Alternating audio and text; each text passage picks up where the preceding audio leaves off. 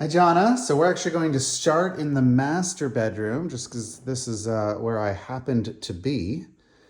So nice size master, nice light on both sides. You do have the other unit kind of right there, but then some nice hills behind it, vaulted ceiling, nice little double doors.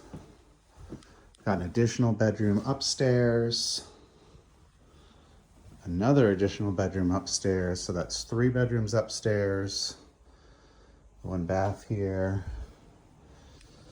So nice little entryway here. We do have a downstairs bedroom. They've got it set up as the piano room, but definitely could be a bedroom with a full bathroom downstairs. Little closet storage area. And nice little front living room. Pretty nice and open. Fireplace. And then into the sort of little sitting area, kitchen, and dining area. Outside, it's a decent sized yard. So certainly some potential there. And then we've got a pretty basic kitchen. It's got a wall oven, microwave.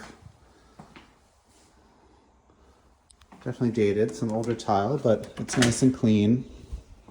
Garage is a little dirty, but you know, pretty standard garage. It's attached.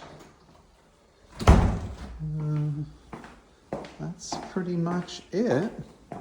It is nice and light and bright. The street's nice. The home across the street is under construction, which presumably means good things. Got the hills here, a couple people out walking their dogs. Other than that, it's pretty quiet. You do hear a little bit of the freeway noise, but it's just more of like a low hum. So that's it.